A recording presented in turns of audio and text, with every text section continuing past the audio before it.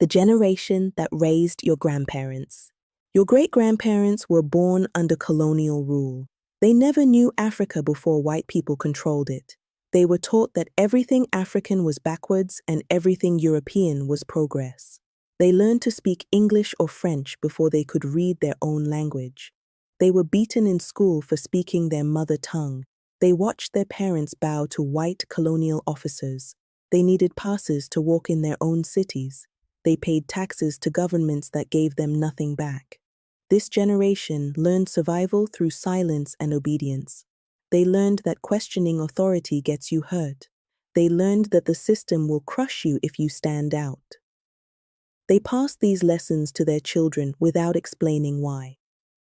Your grandparents inherited fear disguised as respect for authority. They inherited silence disguised as wisdom.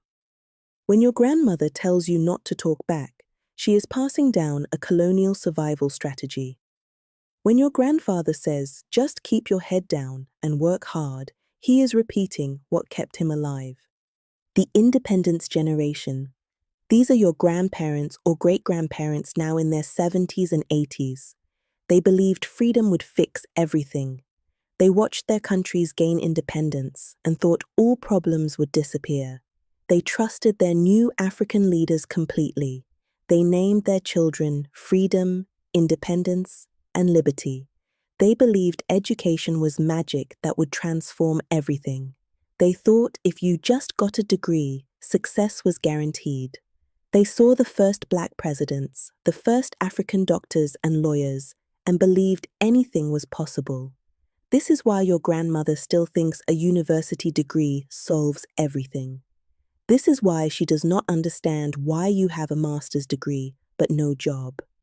In her time, a degree meant automatic employment and respect. This generation raised their children with impossible expectations. They wanted their kids to be doctors, lawyers, or engineers. Nothing else was acceptable. They sacrificed everything for school fees. They went without food so their children could study. Then they expected those children to take care of them forever. This is where the pressure starts. This is where the idea that your life belongs to your parents comes from. They gave up everything, so you owe them everything. Your parents' generation. These are the people born in the 1960s and 1970s. They are now in their 50s and 60s. They are your parents if you are in your 20s or 30s. They grew up after independence, but nothing was as promised. Their parents told them education would save them. They went to school. They got degrees. Then there were no jobs. The economy collapsed in the 1980s. Governments cut everything. Their parents had promised them a bright future that did not exist. This generation learned that hard work does not guarantee success. They watched qualified people struggle. They saw corruption take opportunities from deserving people. They learned the system is rigged, but you still have to work within it. This broke something in them. They became the generation that tells you life is unfair, but you must accept it. They became the generation that says, just be grateful you have anything at all. They are your parents who compare you to people who have less instead of celebrating what you achieve. They cannot celebrate your small wins because they are still bitter about their big losses. They worked so hard and got so little. Now they see you wanting work-life balance and think you are lazy.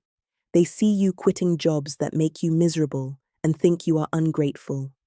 They cannot understand why you will not just suffer silently like they did. This is the generation that sacrificed their mental health, their marriages, and their happiness for survival. Now they expect you to do the same. And when you refuse, they call you entitled. The survival generation. These are people born in the late 1970s and 1980s, now in their 40s and early 50s. Some of you watching this have parents from this generation. They did not have the privilege of believing in systems. They grew up watching everything fall apart. Schools had no books, hospitals had no medicine, governments stole everything. Their parents lost jobs in the 1980s economic crisis. They watched qualified people become taxi drivers and street vendors. They learned very young that nobody is coming to save you. This generation invented hustle culture. They learned to make money any way possible. Multiple side jobs, trading, small businesses, anything to survive. They do not trust formal employment because they saw it disappear. They do not trust governments because they watched them fail. They do not trust systems because systems never worked for them. This is the generation that tells you to have 3 backup plans for your backup plan. This is the generation that cannot understand why you are not working multiple jobs right now. They think rest is laziness because rest meant starvation for them. They think boundaries are Western nonsense because boundaries were a luxury they could not afford. They raised you to hustle constantly because constant hustling kept them alive. They cannot understand that you are tired. They were tired too, but they had no choice. Now you have choices and it offends them. The educated but unemployed generation. These are millennials born in the 1980s and 1990s, now in their 30s and early 40s. Many of you watching this are part of this generation. You did everything right. You went to school, you got good grades, you went to university, you got your degree. Then nothing happened. No jobs, or jobs that pay nothing, or jobs that require 5 years' experience for entry-level positions. You were told education is the key to success. You are the most educated generation in African history, and you are struggling more than your less educated parents. This breaks your parents' brains. They cannot understand how you have more education but less stability than they had. They think you are doing something wrong. They think you are lazy or picky or entitled. They do not understand that the world changed. A degree used to mean something. Now everyone has one. Jobs that used to hire high school graduates now require master's degrees. Salaries have not increased, but cost of living has exploded. You cannot afford rent in the cities where jobs are. You cannot save money. You cannot start families. You are living with your parents into your 30s, not because you want to, but because you cannot afford not to. Your parents are disappointed in you. You are disappointed in yourself. You thought education would save you, just like they told you it would. Now you are wondering if you wasted your 20s on degrees that mean nothing. The digital generation. These are Gen Z born from the mid-1990s to early 2010s. You are currently in your teens and 20s. You grew up with the internet. You see everything happening everywhere all the time. You see how young people in other countries live and you want the same. You see American teenagers with cars and you wonder why you are 25 sharing a room with your siblings. You see European young people moving out at 18 and you are 28 still asking your parents for permission to go out. You are frustrated because you can see what is possible but cannot reach it. You speak English fluently, you consume American media, you have global skills, but you are trapped in local economies that do not value you. You are angry at older generations who do not understand your struggles. You do not want to work yourself to death like your parents did. You care about mental health. You set boundaries. You quit toxic jobs. Your parents call this laziness. You call it self-preservation. You do not want to sacrifice everything for a system that will not reward you. You have seen your older siblings and cousins do everything right and still struggle. So you are trying different paths. Content creation, freelancing, remote work, entrepreneurship. Your parents do not understand these careers. They want you to get a government job with a pension.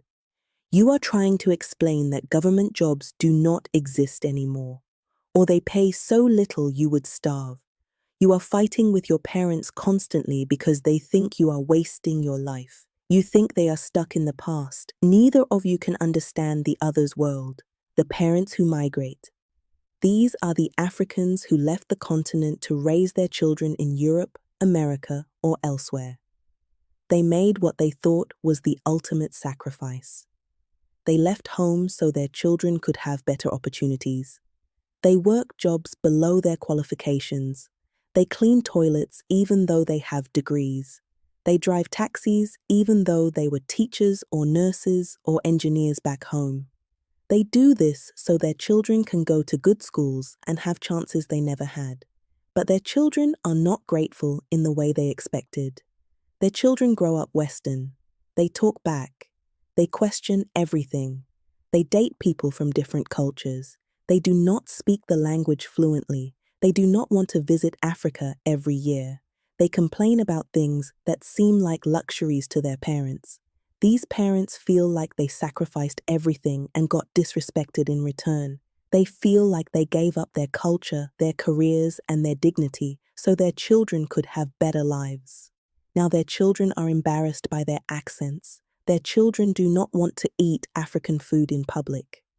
Their children say they are too strict compared to their white friends' parents. These parents are angry and hurt. They tell their children you do not know how good you have it. They compare their children to cousins back in Africa who would be grateful for these opportunities. But their children cannot understand sacrifice they did not ask for. The children are trying to survive racism and identity confusion in countries that do not fully accept them. The parents are trying to keep African culture alive in children who are growing up American or British or French. Neither side feels understood. Both sides feel the other is ungrateful. The diaspora children.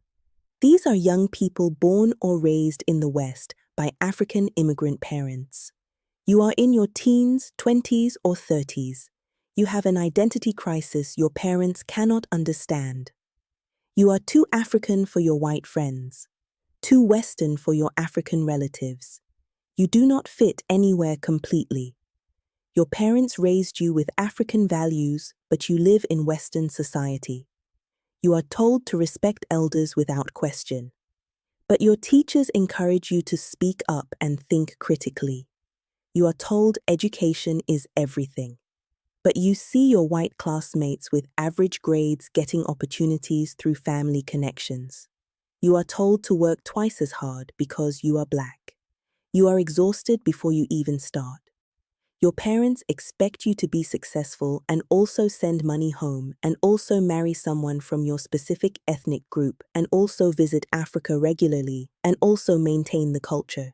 You cannot do all of it. Something has to give. When you visit Africa, your relatives call you the American or the British one. They think you have money because you live abroad. They do not understand you are struggling too. They expect you to pay for things. They expect gifts. They judge you for not speaking the language well. When you are in the West, people ask where you are really from. They do not accept that you are from here. You have to explain your parents' country, then explain your ethnicity, then explain that no, you have never actually lived there. You feel guilty for having opportunities your cousins in Africa do not have. You feel guilty for not being more successful with those opportunities. You feel guilty for not connecting more with your culture. You feel guilty for everything. Your parents do not understand this guilt because they only see that you have what they wanted for you. The generation caught in the middle. These are Africans in their 30s and 40s right now, dealing with pressure from all sides. Your parents are getting old and expect you to take care of them. Your children or younger siblings need support. You are trying to build your own life, but everyone needs something from you. Your parents expect you to send money home every month. Your siblings expect you to help pay school fees. Your cousins expect you to help them find jobs or pay for things when you visit. You are one person with one income trying to support 10 people. You are exhausted. You want to say no, but you feel guilty. You were raised to believe family comes first always. You were raised to believe you owe your parents everything. You were raised to believe saying no to family is selfish. But you are drowning. You cannot save money because everyone needs something. You cannot plan your future because you are funding everyone else's present. You cannot set boundaries without being called selfish or told you have forgotten where you come from. Your parents do not understand why you cannot do what they did. They supported their parents and raised their children and helped their siblings. Why can you not do the same? They do not understand that costs are higher now, that one salary does not stretch as far, that you are also dealing with student loans they never had, that the system is different. You are angry at your parents for the pressure. You are angry at yourself for being angry. You are angry at the system that created this situation. You are tired of being strong. You are tired of sacrificing. You are tired of being caught between honoring your parents and building your own life. But you cannot say any of this out loud without being called ungrateful. The children being raised right now, these are the kids born from 2010 onwards. They are currently children and teenagers. If you are a millennial or Gen Z parent, these are your children or younger siblings. They are growing up in a completely different Africa from the one you grew up in. They have never known life without smartphones and fast internet. They are learning from YouTube before they can read. They are watching Nigerian kids become millionaires on TikTok. They are seeing Afrobeats artists fill stadiums in Europe and America. They are growing up knowing that being African is cool in ways it never was for you. They have African superheroes in movies. They have African characters in video games. They see African tech entrepreneurs on Forbes lists. They do not carry the shame you carried about being African, but they are inheriting every problem you could not solve. They are inheriting climate change that will hit Africa harder than anywhere else. They are inheriting corrupt governments that have been stealing for 60 years. They are inheriting education systems that still do not work. They are inheriting economies that still cannot employ young people.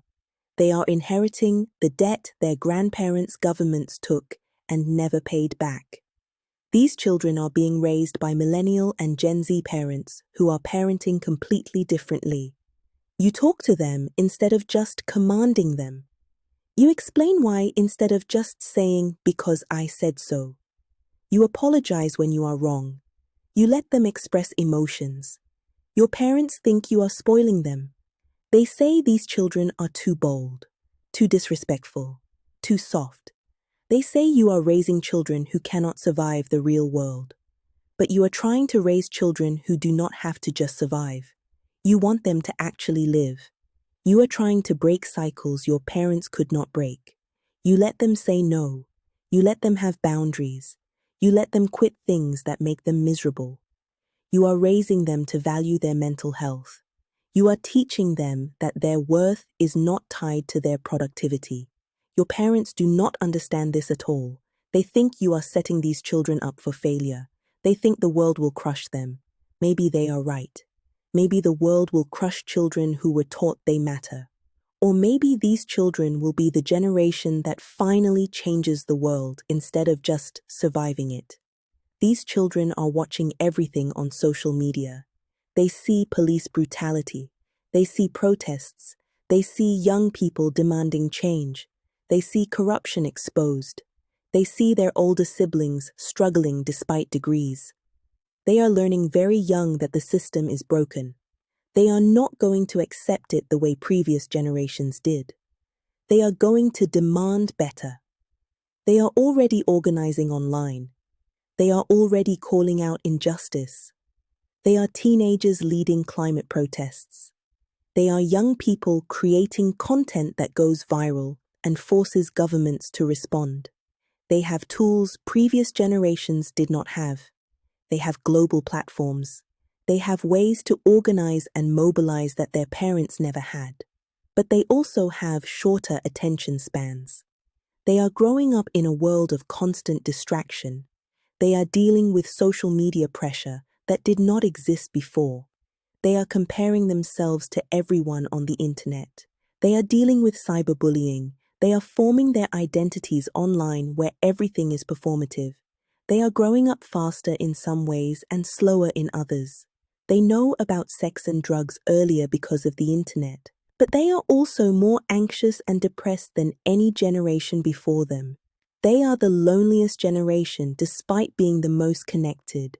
These children will inherit a world where jobs as we know them might not exist. Where artificial intelligence does most work. Where climate change has made parts of Africa unlivable. Where the gap between rich and poor is even wider. They will need to be creative and adaptable in ways no generation before them had to be. They will need to think differently about careers, about success, about life.